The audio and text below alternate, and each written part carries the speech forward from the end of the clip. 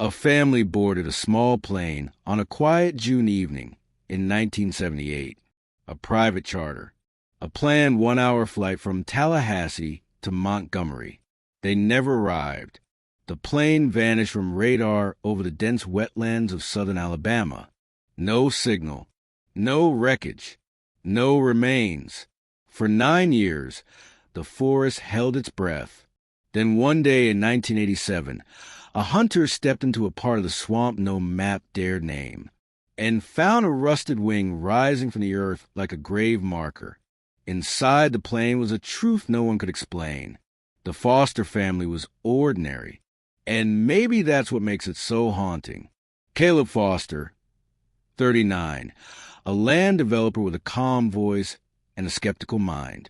Margaret, 36, a schoolteacher known for her quiet elegance and a love of classic novels. 2 children. Anna, age 12, a little serious for her age, and always scribbling poems in the margins of her homework. And Jacob, age 7, with big eyes and a voice that could still make his mother cry when he sang, "You are my sunshine." They weren't the kind of people who vanish.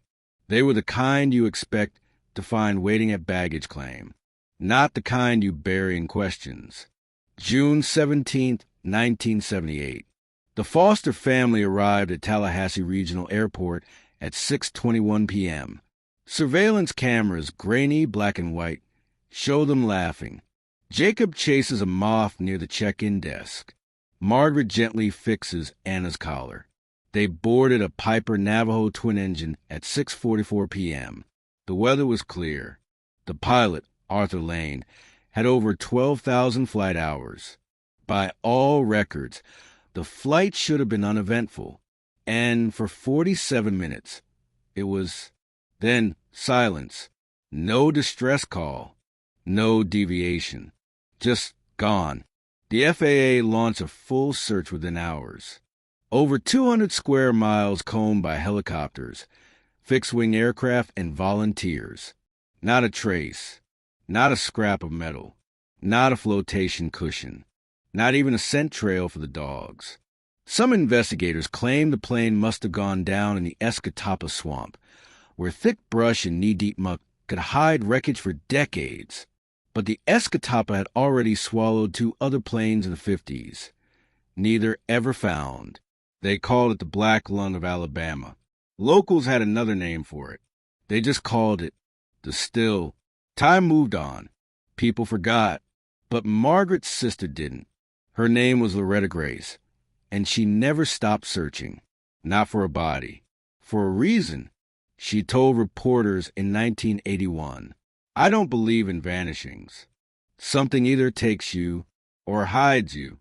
Loretta kept a box in her attic labeled The Fosters. Inside, newspaper clippings, radar logs, letters from psychics, and a page from Anna's journal, found years before in a library book she'd checked out the week before she vanished. On the top corner, Anna had written, "If something happens to us, it will begin in the clouds." Below that, a child's drawing, a plane flying low over trees. But the trees had eyes. In 1985, 7 years after the disappearance, a storm hit southern Alabama. Lightning struck a cypress tree in the Escatawpa. The fire that followed burned for 4 days. When it cleared, part of the swamp had dried. That's when a trapper named Wendell Cross went deeper than anyone else had in decades. He was looking for raccoon pelts. Instead, he found a torn piece of blue fabric tangled in a mangled tree root. He almost left it, but something about the way it was folded, like a napkin from a picnic, kept him still. He brought it to the sheriff's office. And the tag inside? Property of Anna Foster, Tallahassee Middle School. Search crews were dispatched again, this time with drones, infrared cameras, metal detectors. And on March 4th, 1987, 9 years after the flight vanished, they found the plane, not in the water, not buried under vines. It was resting in a clearing, strangely dry, almost preserved, as if the swamp itself had been keeping it secret, like it had teeth and decided not to chew. The aircraft was tilted nose down, one wing buried, the other exposed. Its metal was rusted, but intact. The door was open. Inside, 4 seats, all filled, for skeletons, seated upright. The seatbelt still fastened. No signs of struggle. Jacob's small body still clutched a stuffed raccoon in his lap. But the strange part? The cabin was dry. Dusty, even. No sign of water damage. No mold. No insects. As if it had been placed there yesterday. But the flight log? Still in the cockpit. And the final entry? June 26, 1978. For 12 p.m., descending toward trees. Landing looks possible. That was 9 days after the flight vanished. The bodies were confirmed through dental records. The media called it closure, but Loretta didn't believe it. "I knew Margaret," she said. She would have written. She would have screamed. She was right, because when investigators examined the cockpit recorder, they found no audio, but they did find something else. Tucked beneath the co-pilot's seat, a cassette tape, unlabeled. It was given to the NTSB for analysis, but then mysteriously it was lost. Loretta fought for years to recover it, filed FOIA requests, wrote to senators. No one could explain what happened to it. But in 1992, she received a package, no return address. Inside, the missing tape, and a note, 1 sentence. "Not everything that flies is meant to come back." She played the tape once, then never again. Her husband said she cried in the bathtub for 2 hours afterward. What was on it? Only she knew. But before she died in 2004, she wrote something in her journal. They were alive longer than they should have been, and something followed them down. The official story says the Fosters crashed due to engine failure. No survivors. No foul play. But the log says they survived the initial descent. The tape was real. And for 9 days, the plane was somewhere else. Not on radar. Not in airspace. Not even in memory. Just gone. And here's what keeps people awake at night. The plane had 5 seatbelts, but only 4 skeletons. They found the plane. They found 4 bodies. They found peace for exactly 3 days. Then someone asked a simple question. Why were there 5 seatbelts? The Piper Navajo Model PA 31, seat 6 including the pilot, 4 in the cabin, 2 in the cockpit. Pilot Arthur Lane's skeleton was never found, but his seatbelt was unclipped. The cabin door was closed from the outside. That meant someone got out, or something did. The investigators took photos, measurements, air samples. But one detail was omitted from the official report.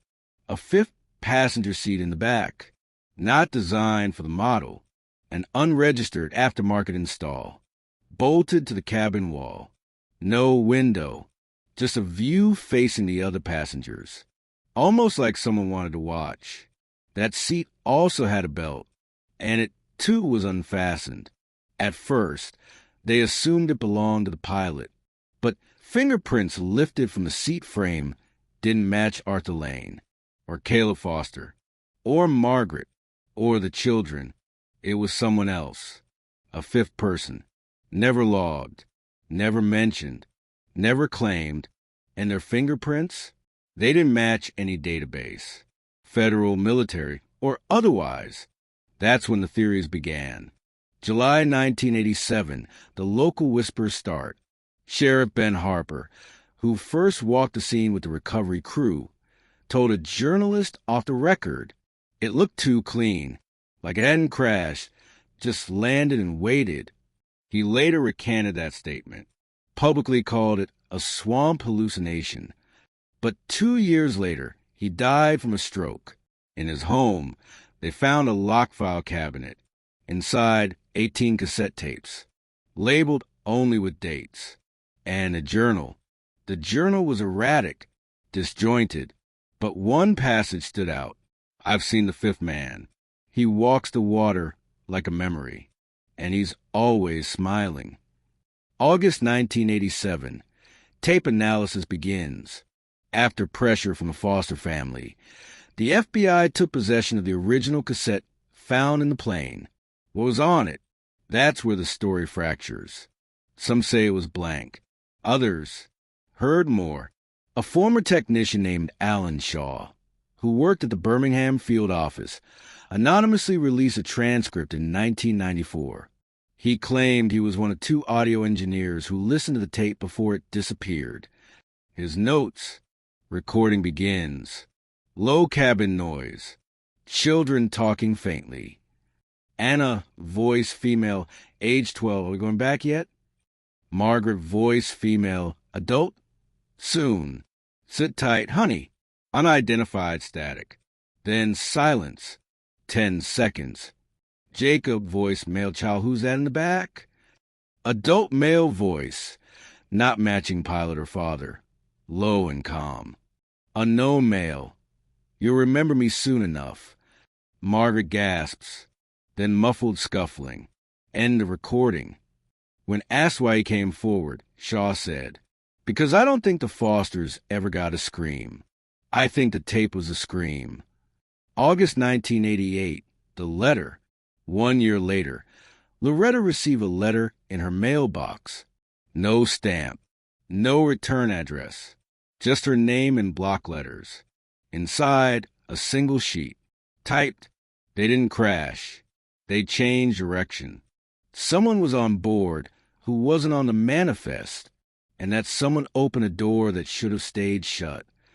Also inside, a photo, old, faded, taken from inside the cockpit.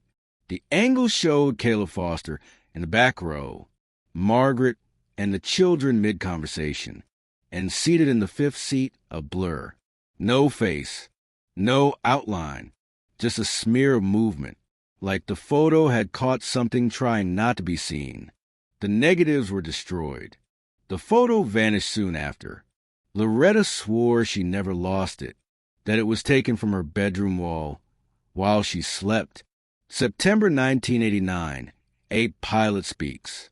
Captain Raymond Holt, a charter pilot who flew routes to Alabama during the 1970s, came forward in an interview. He said something strange had happened to him once. "I picked up a last-minute passenger in 1976. No ID, just cash. Told me his name was Andrew, but didn't look me in the eye. Rode in silence. Said he worked in air traffic, but he didn't blink during turbulence. Just smiled. Told me the sky wasn't above us. Said it was below, and we just haven't fallen through yet. When Holt landed, he checked with Control Tower. No one by that name had registered. And the payment? All counterfeit bills. But eerily, the serial numbers matched the batch destroyed in 1962.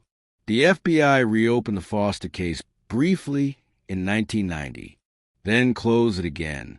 But in the reopened files, one document stood out, a memo titled, "Sky Echoes, Possible Nonlinear Event." The memo theorized a rare phenomenon, a plane entering a localized fold in atmospheric space-time, a kind of air pocket between realities, where physics might behave differently, where time might stretch, where passengers could be alive, suspended for days or longer, and possibly not alone. Loretta's final note. Before her death, Loretta recorded an interview, unpublished, but the audio survived. In it, she says, "Margaret wrote letters before they left. Said Caleb had nightmares about birds that weren't birds. Said Anna was drawing shapes she couldn't explain. And Jacob, he started talking to the clouds, like they were listening. Then her voice breaks. They weren't supposed to fly that day. The flight was rescheduled. But Margaret said the new pilot was insistent, that he called 3 times, and that she'd never even booked with him directly. The FAA has no record of any replacement pilot. Arthur Lane's credentials are legitimate, but his photo, it's missing from every personnel file. And every copy of his ID badge has a blurred face, no matter the scanner, no matter the resolution, like something about him refused to be captured or remembered. And that brings us back to the fifth seat. Unclaimed, unexplained, but not empty. In the years that followed, similar cases surfaced. A family in 1963 whose boat was found years later, dry inside but 12 miles inland. A passenger train that left Philadelphia in 1954 and arrived in a West Virginia tunnel 8 minutes before it was scheduled to depart. Each event had a pattern: time distortion, missing crew logs, an unlisted passenger, and someone whispering things that didn't belong to our world. In the case of the Fosters, one final clue emerged. An artifact found in the plane wedged in the air vent, a silver pendant, not belonging to any of the victims, engraved with one word: returned. You can hide a story. You can bury it under paperwork, lock it behind red tape, or lose it in a forest too thick to map. But the truth waits, and sometimes it comes back with a mark around its neck, quietly, unmistakably, engraved with one word: returned. The pendant was simple, polished silver, oval-shaped, no chain attached, just the piece itself, smooth as glass, etched on both sides. On one side, returned. On the other, a symbol, curved lines, like wings folding inward. But when shown to several linguists and historians, none recognized it. Not Latin, not Sanskrit, not any coded military insignia. But a folklore professor from Louisiana State, Dr. Nora Kemp, thought it looked familiar. She pulled a book from her shelf. Unpublished, handwritten, a journal by a French trapper in 1832. In one passage he wrote, "We found an empty canoe, no sign of struggle, but hanging from a branch nearby was a token, etched with a word we did not know. We sounded it out, return, and we understood. Whatever took them had let one go. What does it mean to be returned? It implies something else. Taken. The Foster family's wreckage was discovered with 4 skeletons, but the seatbelt count said 5 passengers, and the pilot's body, Arthur Lane, was missing. The tape recovered from under the seat, the mysterious voice that didn't belong, and now a pendant found in the air vent, as if something left it behind on purpose. 1991, the pendant's trail. Forensic metallurgists examined the silver. They found something strange. It wasn't just silver. It was an alloy that included trace elements not found in North America. Not rare. Unknown. The compound had never been cataloged. When tested under UV light, the pendant absorbed all light. No reflection. As if it didn't want to be seen. The pendant was placed into a secure lockbox at the Alabama Bureau of Investigation. It stayed there for 5 weeks. Then it vanished. The room was locked. No sign of forced entry. But the footage from the hallway camera at 3:09 a.m., it showed a figure walking out, not in uniform. No visible face. Just blur, and a shadow that moved in the opposite direction of the body. 2 months later, the pendant was mailed anonymously to Dr. Kemp, wrapped in black cloth. No note, no fingerprints. This time, she examined it under a microscope and found something she hadn't before. A number, so small it wasn't visible to the naked eye, engraved on the inside rim. Number 1097. Was it a serial number? Or a count? Dr. Kemp believed she knew the answer, because she had seen that number before, in a government file leaked briefly online in 1983, then scrubbed from every database. A document from an Air Force division labeled Department M, unresolved atmospheric retrievals. It listed 14 events between 1942 and 1979, each involving unexplained aircraft malfunctions, disappearances, or time disruptions. Each event was marked with a case number. And case number 1097, the Foster flight. But the entry had one redacted section, the post-event classification. Redacted except for one word, partial. Partial what? Partial crash? Partial contact? Or something else entirely? What wasn't complete? Or who? 1993, Dr. Kemp's message, months before she died in a car accident. Under strange circumstances, Kemp left a message on her office answering machine. It was never erased. The pendant's not a warning. It's a record. It means the person returned wasn't fully themselves, like something came back in their place. The idea was terrifying, that someone survived the Foster flight, but that the person who walked away wasn't really the person who boarded. 1995, the man in the hospital. In a small clinic outside Birmingham, a man was admitted under the name Samuel Cross. Mid-40s, disoriented, found wandering in the woods barefoot. No ID. When asked where he was from, he whispered. The cloud turned upside down. Then everything got quiet. Doctors thought he was schizophrenic, but when shown old yearbook photos, one nurse recognized him. He looked almost identical to a man named Arthur Lane, the pilot of the Foster flight. But Lane had disappeared 17 years earlier. When asked directly if he was Arthur Lane, the man said nothing. But that night, he scratched something into the wall above his bed. Number 1097. The next morning, he was gone. No footage, no witnesses, just his hospital gown folded neatly on the mattress, and beneath it, a second pendant, identical to the first. This one said, "Listen." 1996, the audio discovery. The second pendant was analyzed by a sound lab. Under extreme frequency testing, it vibrated faintly, almost like a tuning fork, but only at one pitch, 963 hertz, the same frequency used in cognitive therapy, believed by some to stimulate awakening.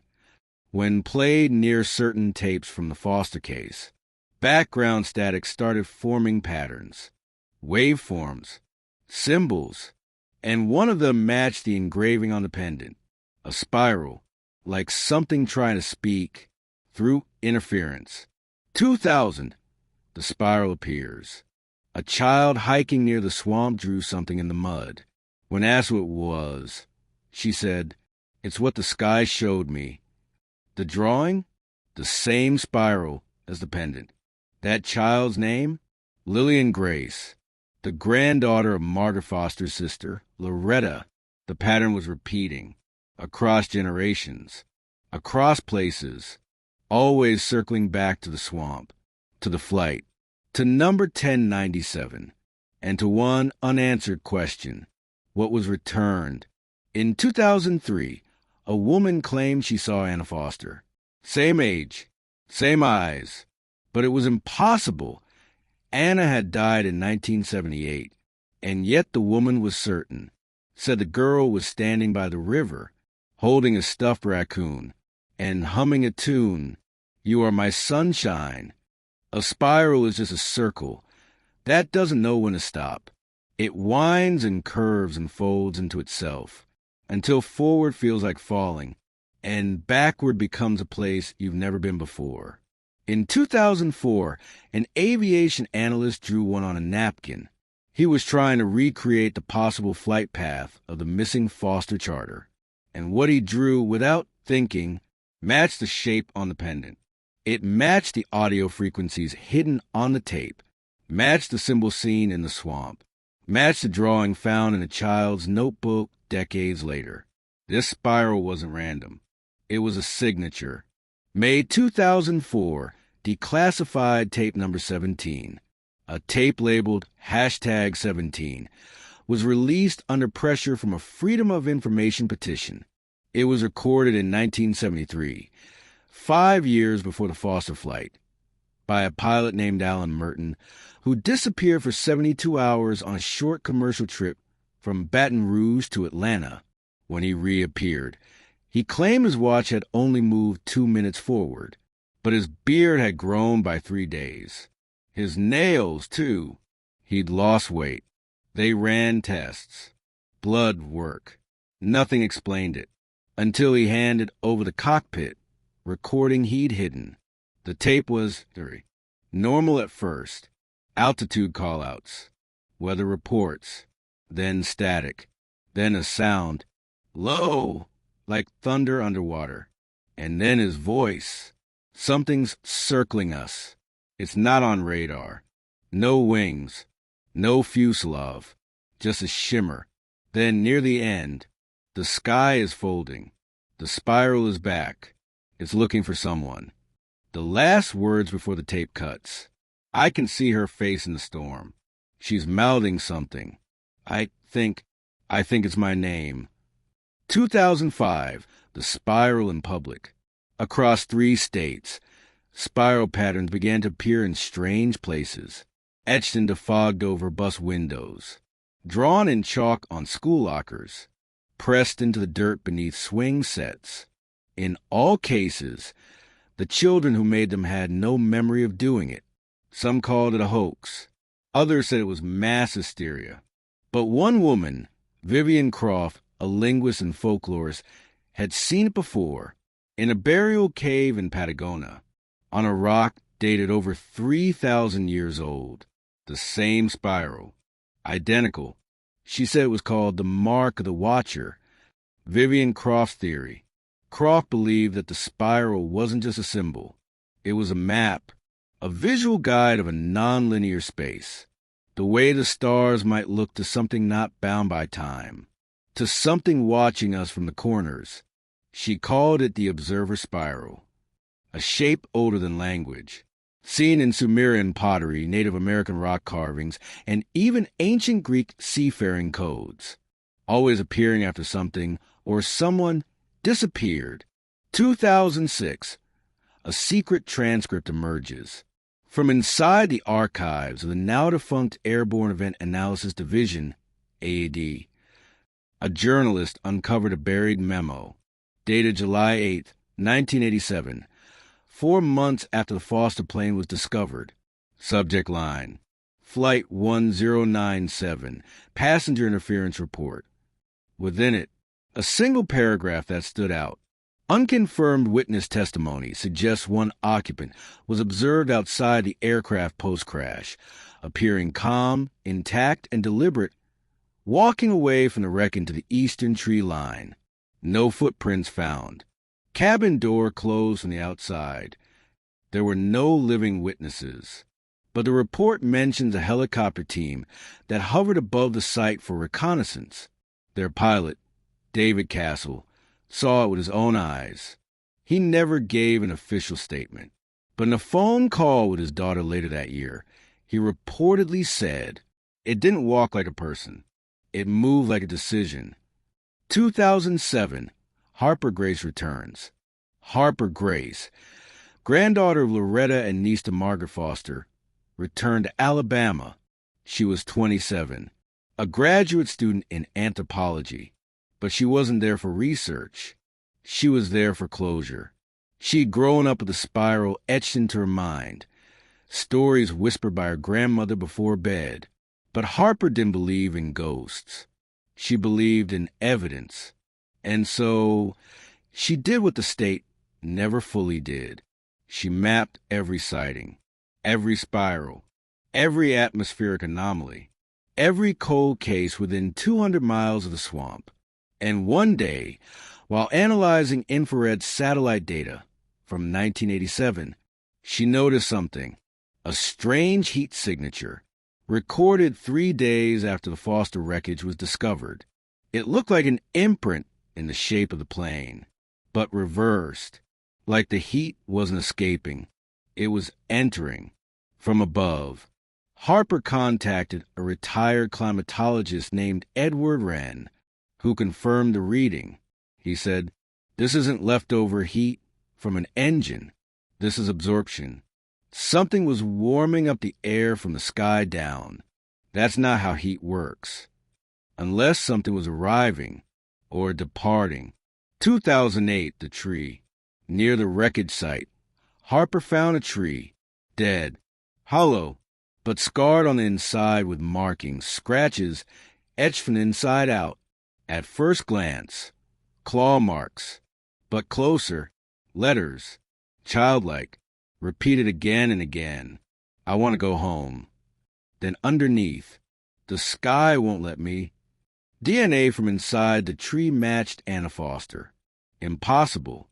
Her remains had already been recovered. So who wrote it? Or when? Harper believed it meant only one thing: that someone or something had survived longer than anyone knew, and maybe still was. 2009, the spiral shifts. A new spiral appeared. Different, not coiling inward, but unraveling, like a tape unspooling. It was found drawn in ash on the wall of a burned-down barn, 40 miles from the crash site. The only thing left untouched by the fire? A cassette player, and inside it, a tape marked, "Listened too long." When played, it contained only one thing: a voice, childlike, distant, repeating the same question over and over: "Are we back yet?"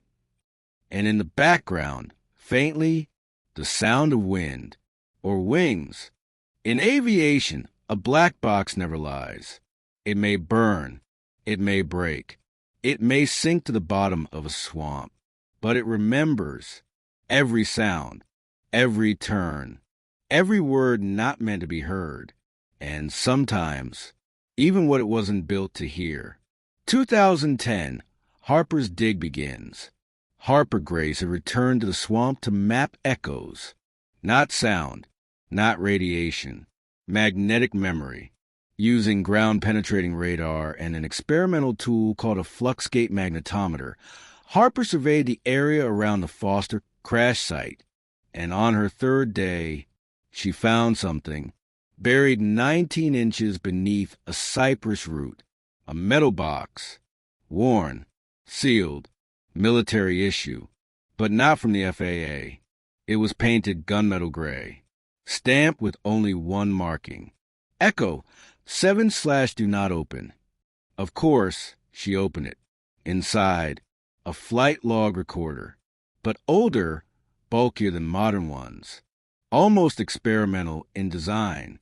Its timestamp started on June 17th, 1978, the day the Fosters boarded their plane, but it continued for 9 days, the forgotten days. The official FAA records end on June 17th. Radar lost contact, but this recorder held data through June 26th. Harper had it professionally restored. When it powered on, the first line of data read: altitude, 112 feet airspeed, 0. Location, unknown. External interference detected. Then static. Then a voice. Not the pilot. Not the family. Something else. Voice 1, female, calm. The air has stopped moving. He's looking at me again. Voice 2, child frightened. Mom, I don't think this is a sky anymore. Unidentified whisper. You left the door open. Then silence. And finally, on the 9th day, a final phrase spoken clearly. We've been returned, but not rewound. Then a clicking sound. And then the sound of wings. Not mechanical. Feathered. 2011. Harper contacts the AAD. The Airborne Event Analysis Division hadn't existed publicly since 1990. But Harper sent the data anyway. And 3 months later, she received a phone call from a block number. The man on the other end said, "You've opened the flight log. That wasn't for you." She asked who it was meant for. He answered, Whoever comes back next. The black box that wasn't black. 1 month later, a retired air traffic controller named Bill Ennis reached out to Harper. He'd monitored the radar tower the night of the Foster disappearance, but he'd never spoken publicly. Until now, he said, at 7:39 p.m., their signal vanished. But I saw something right before. A blip, we called it. It wasn't them. It was above them. Not a plane. It didn't move like one. It hovered. Then the Foster signal blinked out. He made a log of the event. 2 days later, FAA officials arrived, took the tape, erased the records. But Bill made a copy. And on that copy, you can hear it. A tone. High, steady. Almost like a tuning fork. The same frequency recorded from the silver pendant. 963 hertz. 2012, the mirror event. A family of 4, last name Rutledge, took a charter flight from Tallahassee to Savannah. Same flight path, different pilot. 30 minutes in, the plane disappeared from radar. Search crews recovered it 3 days later in a marsh, only 11 miles from the Foster site. Everyone survived, but the story never made the news because the family was taken directly into federal custody for debriefing. They were never seen publicly again, but a janitor at the debriefing facility, speaking under anonymity, saw the youngest child draw something on the wall of her room, a spiral, unraveling. Next to it, she wrote, "He sat in the back. He smiled with no teeth. He said we were next." The Watcher theory. By now, researchers were calling the fifth presence aboard Flight 1097 the Watcher, a nameless entity, not necessarily malevolent, but not human either. It seemed to appear in similar cases. Planes that vanish without distress calls, trains that arrive ahead of time, boats that surface weeks after sinking, always with the same characteristics: silence, a spiral, and someone who survives but isn't quite right. 2013, Harper returns to the tree. The hollow cypress tree near the crash site had begun to split. Inside, more writing had surfaced. Longer this time, scratched deep into the wood. He wants the quiet. He feeds on the drift. Don't speak if the sky stops moving. He listens backwards. No one could explain how the writing appeared, or how the DNA matched Anna Foster again. Twice, from 2 separate layers of the bark, as if it had been written years apart. Harper's breaking point. In late 2013, Harper was admitted to a psychiatric clinic. She claimed she'd begun seeing faces reflected in puddles, faces that weren't hers. She said when she closed her eyes, she could hear propellers, but not spinning, folding. She left behind one note: "If I disappear, don't look for me. I'm only gone if you name it." The recording that shouldn't exist. At the end of 2013, Harper mailed a package to her mentor. Inside was a cassette tape labeled Echo 1097, Copy 3. When played, the voice on it was unmistakable. Anna Foster. But she sounded older, adult. She spoke for 34 seconds.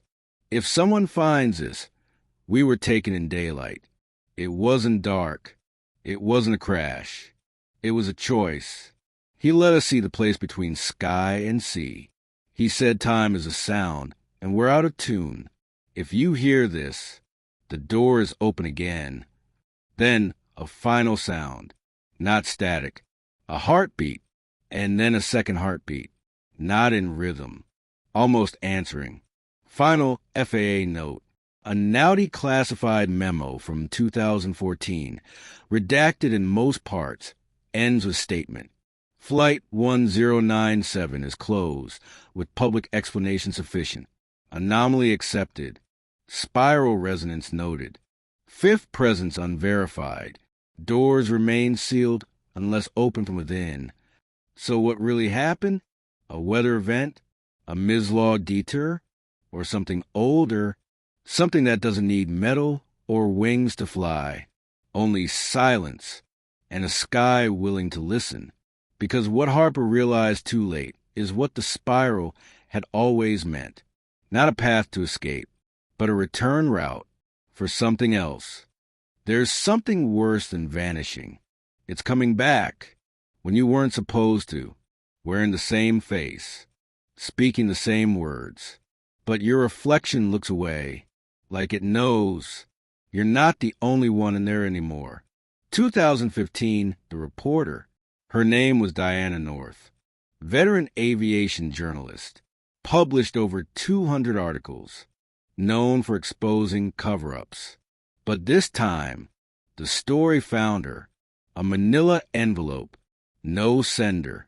Inside, 14 pages from the original Foster crash report, pages that were missing from the copy given to the public.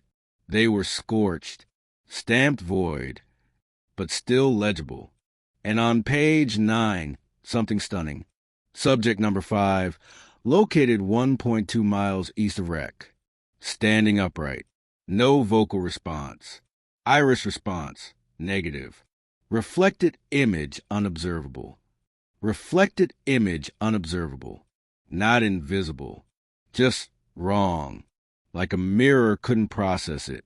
Like whatever they found wasn't calibrated for our world. Diana traced the report back to an agent named Thomas Creed, retired FAA investigator. She found him living alone in rural Georgia. He hadn't spoken publicly in 26 years, but he said one thing when she showed him the report. I told him to bury it. You can't fix something that doesn't belong to time. The recovered photograph. Inside the folder, Diana also found a photo, undated, faded, but it showed the Foster plane wreckage. And just beyond it, a figure, barefoot, wearing a pilot's uniform, face turned away. But here's the thing. That figure's shadow was cast forward, toward the sun. 2016, the 1961 survivor. A story surfaced on a fringe radio show. A man named Clark Delaney claimed he survived a flight anomaly in 1961. Private aircraft for passengers. They encountered an electrical fog over Kentucky. He blacked out, woke up in the same seat, plane intact, but the flight had lasted 7 minutes. The trip should have taken an hour. The pilot's watch had stopped, but all 4 passengers reported identical dreams. A spiral tunnel of sky, a faceless man sitting in the aisle, and a whisper that said, "You're early." Clark was 22 at the time, now in his 70s. Still remembers the hum. He drew the spiral by hand. It matched the Foster spiral perfectly. And in a moment of deep hesitation, he added, "We left someone behind, or maybe we brought him back." 2017, Harper vanishes. After nearly a decade of chasing the spiral, Harper Grace disappeared. Last seen hiking the perimeter of the swamp. Her tent was found, her boots, her equipment, but no sign of struggle. And inside her journal, one final entry. I don't think he ever left. I think the crash was just the first key. He's been unlocking us ever since. Her disappearance was ruled accidental exposure. But when her father picked up her belongings, he noticed something chilling. Her tape recorder, which hadn't worked in years, was still recording. And the final 10 seconds? Heavy breathing. Then a soft voice. "We've been expecting you." The Foster spiral appears again. That same year, hikers 40 miles north of the original crash site discovered something etched into a cliff face. Large, weathered, deep, the spiral. Next to it, they are almost done listening. The memory leak. In late 2017, a neurosurgeon at Emory University noticed something odd. For patients, unrelated, reported the same recurring dream during anesthesia. A small plane, a girl singing in the back, A man with eyes that blink sideways. A spiral in the sky. One of the patients? Lillian Grace, now 12, granddaughter of Loretta, great-niece of Margaret Foster. She had never been told the story. And yet, she said the girl in her dream was named Anna. 2018, audio anomaly on Flight 1097. A YouTuber known for analyzing flight disaster black boxes posted a detailed breakdown of the Foster crash. In his video, he cleaned up the cockpit audio from the public version. What he found hadn't been reported. A second voice on the tape, just under the pilot's instructions, barely audible, saying, "They see you now, and later, you shouldn't have come back." Viewers in the comments began reporting strange behavior from their devices after watching. Static, freezing screens, an echo of their own voice, whispering something they hadn't said. 2019, the spiral goes global. In Thailand, a tourist photographs a carved spiral in a cave system, never documented before. In Chile, a farmer finds the same shape in a lightning burn pattern across his field. In Alaska, a young boy draws in his breath on a window and says, "That's where Mom is now." His mother had disappeared on a flight to Juneau 2 years earlier. The fifth presence defined. Researchers and fringe theorists now describe the fifth presence as sentient, nonlinear, interested in thresholds, doors, borders, transitions. It does not abduct in the way legends suggest. It invites, and only those who see the spiral hear the call. 2020, a new discovery. A weather balloon over Alabama detected an anomaly at 32,000 feet. A cold spike, opposite of thermal pockets. A sudden drop of 27 degrees in 2 seconds. Balloon video shows nothing but the sound feed, one clear mechanical voice. Not human. Repeating. Return sequence incomplete. Fifth presence unanchored. Awaiting host. Then static. What is the fifth presence? A ghost? A being? A mistake in space and time? Or is it something older? A watcher from before the sky had names? Something that remembers us, even when we've forgotten how to look up. And through all of it, the Foster spiral remains. Unchanged, unfolding, waiting. Every plane crash leaves behind 2 wrecks. One in the mud, one in the mind. But Flight 1097 left a third. One in the air itself. Something that didn't settle. Something still unraveling. 2021, the Journal, a home renovation in Mobile, Alabama, unearthed a sealed lockbox beneath floorboards. Inside, a journal, faded ink, musty paper. Initials on the spine, M.F. Margaret Foster. For years, her writings were thought destroyed. But here it was, a collection of her final entries in the weeks leading up to the flight. And one passage stopped everything. He comes to Lillian in dreams. Not a man, not a god, something folded. He wears my father's coat, but his voice bends inward when he speaks. He says we are chosen to open the door again. She drew it, right there in the margin, the spiral, and beneath it, a name she'd never spoken aloud before. Echo. The same name Harper found on the Black Flight log in Part 5. Echo 7. The leak. In early 2022, a whistleblower under the alias Candleman leaked documents to a dark web archive. The contents included a memo from AAD dated October 1978, a manifest of 14 aircraft incidents flagged as spiral interference events, a transcript of communication labeled Echo Response Number 1. This last document is still debated, but if true, it may be the most haunting evidence yet. Echo Response Number 1. The transcript reads like an automated log. It begins, Language Interface Online. Drift measurement exceeded. Fifth presence has not returned. Structural anomalies observed in subject 1097. Requesting adjustment. Requesting host. Then silence for 9 minutes. And finally, host located. Response: my name is Anna. Where did everyone go? The signal in space. 2022, late July, a deep space telescope array in Chile records a narrowband signal. Unusual, repeats every 26 seconds. Untraceable to Earth. Analysts decode a faint waveform embedded inside. A voice, mechanical, whispered, and 2 English words. She's listening. The source?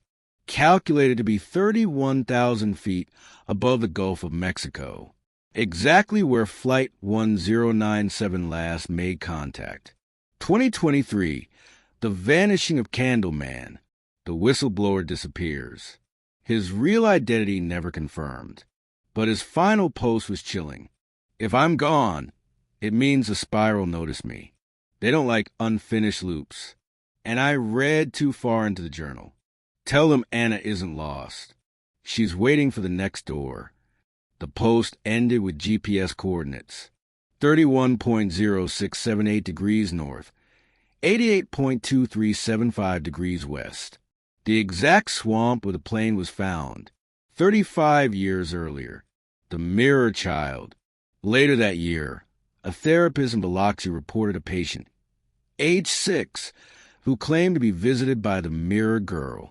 She described the girl as floating just behind glass, with pale eyes and humming lips. The song? You Are My Sunshine. The same song Anna was known to sing. When asked what the Mirror Girl wanted, the child answered, she wants me to remember the way back. She says I already know the spiral, and that the sky is starting to bend again. The spiral sky. Photographs taken by amateur astronomers reveal a bizarre distortion above Alabama during the spring equinox. Stars near the edge of the Perseid cluster appeared twisted, not due to lensing or gravity, but as if the sky itself had been pulled. Spectral analysis shows no error, but digital overlays reveal a faint curvature, a spiral, same orientation, same shape, etched not in the ground, but across the heavens. The theory emerges. Researchers now present a unified theory of the anomaly. It goes like this. Flight 1097 did not crash in 1978. It transitioned to where no one knows, but the return was imperfect. The fifth presence was a passenger of the spiral, a witness, not a conductor. And the spiral is not a symbol. It's a gate, a fracture between synchronized timelines. Every reappearance, every survivor, is part of a feedback loop unraveling slower than time can fix it. But what about Anna? In October 2023, another cassette was found, mailed to a small public library in Atmore, Alabama. No return address. Inside, a tape labeled spiral //Anna. The voice is unmistakably young, feminine, steady. I was outside the window. I saw them leave, but I wasn't inside anymore. He told me to wait in the between. He said I'd be the echo. Tell them I remember. I remember the crash that wasn't a crash. I remember the man with the inside-out eyes. And I remember you. The final line? Don't try to fly again. The sky doesn't forget. The spiral in blood. A biologist reviewing cold case DNA from the crash made a discovery. Anna Foster's genetic markers, compared to her surviving relatives, showed a mutation. Small, subtle, but impossible. It wasn't inherited. It appeared. A gene not present in any known human population when tested against rare genomes. One match was found from a Peruvian child discovered in 1946, who also vanished for 3 days and claimed, "The sky made me new." And so, the story turns inward, from plain wreckage and audio tapes to something deeper, blood, memory, legacy, because the fifth presence may not be coming back. It may never have left. And Anna Foster? She may not be a victim of the sky. She may be its voice. The story of Flight 1097 has always been told in sevens. 7 passengers, 7 seats, 7 minutes of lost radar time. But history has a habit of editing itself, of silencing the detail that doesn't fit, and buried beneath the manifest, beneath the spiral, beneath the crash, was an 8 name, January 2024, a database glitch.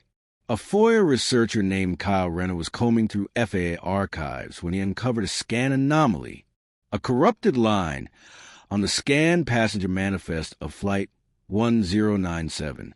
When the corrupted block was enhanced, a name flickered through, Foster Anna, duplicate entry. Anna Foster had always been counted once, age 9, last seat on the charter. But now it appeared she may have been counted twice. The duplicate theory. The working theory became this. Either the manifest was incorrectly duplicated, or there were 2 Anna Fosters. The latter made no sense, until another anomaly appeared. A luggage tag from the plane's cargo manifest. Initials, EF. Twice. 2 bags. Same child. And inside one of those bags, a coloring book, untouched by water, with a name written in blocky crayon. Anna 2. Anna 2. It sounds like a mistake. A game. The way kids invent imaginary friends. But in every documented case of a child survivor from a spiral-linked event, there's a pattern. Mirroring. Doubling. Voices that echo slightly out of sync. A flight attendant from a 1992 near-crash incident once described a boy who whispered to himself for hours, saying, "Tell the other me it's okay to leave." Anna, too, wasn't imaginary. She was part of a fracture, a version caught in the spiral's loop, an echo sent back with the real. Or instead of, February 2024, Harper signal. After years of silence, Harper Grace's name resurfaced. A weather anomaly near the Gulf triggered NOAA's storm monitoring AI. But embedded in the spectrograph was something else. A Morse code signature. Repeating. 5 dots. 3 dashes. 2 dots. HG. Harper Grace. The coordinates traced to 38,000 feet. A flight level. Not near any active aircraft, but exactly above the Foster crash site, on the anniversary of its disappearance. The signal repeated just one sentence. Don't close the loop. The final page. Margaret Foster's recovered journal had 87 pages, but the final page was torn out. In March 2024, that page was anonymously mailed to the University of Chicago. DNA on the envelope matched Lillian Grace, Harper's niece. The page was written in Margaret's hand. It read, "I've seen the other me. She sings when I sleep. She's waiting behind the spiral." Then at the bottom, circled in ink, "He rides a silence like a ship."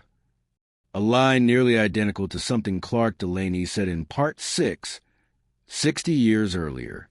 The forgotten passenger. Kyle Renner, digging deeper, found an unredacted early flight form.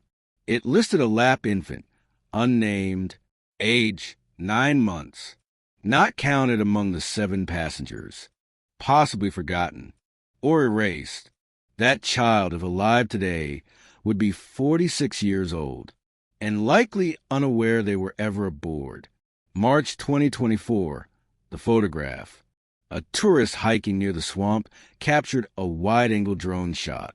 In the corner, a figure, thin, still, wearing what looks like a child's dress.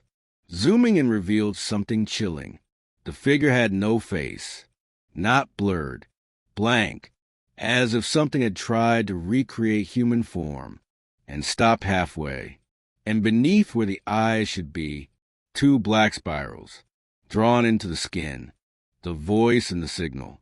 Astronomers monitoring the 963 Hz band, the same frequency linked to the pendant and multiple spiral events, recorded a brief anomaly, a spike that translated into audio. The voice, childlike but layered, like 2 voices at once.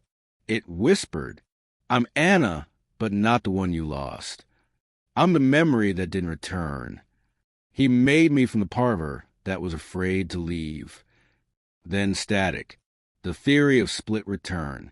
Paranormal theorists now argue that spiral events don't just abduct, they divide. Passengers are duplicated, split into psychological or temporal echoes, and only one version makes it back intact. The other, left behind, or returned altered. Margaret may have known. So did Harper, which is why she wrote, "Don't close the loop," because doing so might trap the echo forever. The spiral in the mirror. In April 2024, Lillian Grace, now 13, was hospitalized after waking up screaming. She'd scratch her own arms with spiral symbols. Crying, she kept repeating, "She's stuck." When asked who, she answered, "The other Anna." She described a dark sky, a door floating in mist, and a girl pressing her face to a mirror from the other side, singing softly, "You are my sunshine." The final audio log, recovered from a deleted file on a government server marked Echo Black, voice, adult female. Identity confirmed via voice match, Harper Grace. "I saw her. I saw the spiral open, not with light, but with memory. It plays your fears back to you, shows you every version of yourself that might have been, and one of them always agrees to stay." She ends with a plea. "Tell my family I wasn't afraid, just curious. And tell Anna, whichever one's still here, that the sky forgives her." The forgotten passenger was never really lost. She was part of the spiral's price, a toll for crossing thresholds. Because you can leave the world in one piece, but come back in 2. There are stories that end in closure. Then there are the others. Stories that leave a window open, just wide enough for something else to look through. Flight 1097 was never about one crash, or one girl, or one disappearance. It was always about a doorway, and the one who never let it close. May 2024, A Song in the Sky. Residents of Grove Hill, Alabama report a strange hum during the early hours of May 17th. Phones freeze. Clock stopped for 6 minutes. The sound? A soft melody, looping endlessly. Audio engineers later confirmed it to be the song, "You Are My Sunshine," played backward, on a loop at 963 Hz. The same frequency linked to every spiral event. One witness, a trucker named Ray Moss, said, "It felt like someone remembered me, like the air was sad." He wept the entire drive home. He had never heard of Flight 1097. Lillian's drawing. Lillian Grace, Harper's niece, began drawing obsessively, always the same scene. A spiral above a lake. A girl standing beneath it, face upward, arms out, and always in the distance. A door. When asked what the door was for, she said she left it open for herself. The door appears on June 17, 2024, exactly 46 years since Flight 1097 vanished. Satellite footage of the Alabama swamp shows a shape, a perfect spiral in the water, unmoving.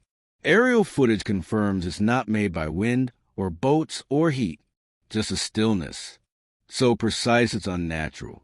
Then a ripple, a circle, and in the center, a figure, standing on the surface, barefoot, wearing a blue dress, her face turned to the sky. The final cassette.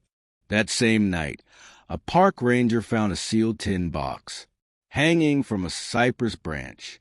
Inside, a cassette, a lock of blonde hair, a folded page from Margaret Foster's journal. The page read, "The spiral is not a trap. It's a memory path. Not everyone comes back whole, but some of us were never whole to begin with." The cassette, when played, begins with static, then Anna's voice. "It's me, the part of me that waited. I stayed because I wanted to understand the silence." He said time was made by listening, and that if I listened long enough, I'd hear my own echo again. And I did. She came back. Who came back? Later that month, a woman walks into the emergency room in Monroe County. No ID, barefoot, severely dehydrated. Says her name is Anna Foster. She is age 54. DNA confirms a 99.98% match to the Foster family. But medical records show inconsistencies. No childhood vaccination scars. Retina's unusually dense. Blood work shows two conflicting mitochondrial patterns. When asked where she'd been, she answers, "Between," and then nothing else. For 5 days, she doesn't speak, but she hums. And every night at exactly 2:37 a.m., she looks out the window and whispers. It's almost done listening. The meaning of the spiral. A physics graduate student from MIT named Meera Singh publishes a paper theorizing the spiral may be a map, not of space, but of time loops. She overlays known spiral sightings across world events. Wars, plane crashes, sudden disappearances. She discovers a pattern. Each spiral incident occurs within 11 days of a solar minimum, and always near bodies of water, because water, she writes, remembers vibration better than land. She ends a paper with, "If the spiral isn't a door, it's a mirror, and we're only seeing what's already inside us." The Return of Harper, August 2024. A Firewatch camera captures footage of the swamp at 4:13 a.m. A figure walks from the trees, drenched, carrying a tape recorder. She speaks one sentence to the camera before collapsing.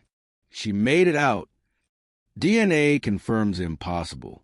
Harper Grace, missing since 2013.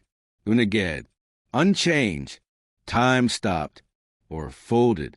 In her hospital room, she wakes once, takes her niece's hand, says, "The spiral lets one leave if the other stays behind."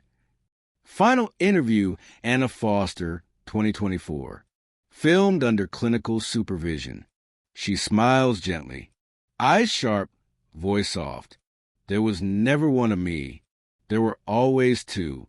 One who feared the dark, and one who stepped into it. He didn't take us. We listened, and in listening, we opened the way." She leans closer to the mic, whispers, "I'm not the girl who vanished. I'm the one who remembers vanishing." The spiral closes. September 3rd, 2024. The last known spiral event occurs in a small town in Louisiana. For 12 minutes, all electronics fail. Phones record looping footage of a door slowly closing. A voice behind it, Anna's, says, "It's okay now." He's done listening. And when the footage ends, the spiral never appears again. The sky is quiet. Today, the swamp is still. No hums, no whispers, just water and wind and the trees that remember. Harper lives quietly in upstate New York. She doesn't speak to media, but her niece says sometimes she still walks outside at night, looks up, and smiles. When asked what she sees, she only says, "She made it home." Final words. There are stories that never quite end, only echo. The story of Flight 1097 is one of them, not just of family lost, but of a mirror held to sky, A reminder that silence is shape, and that sometimes what vanishes returns with a different name. If this story stayed with you, hit subscribe. Tell me where in the world you're watching and what time the truth found you.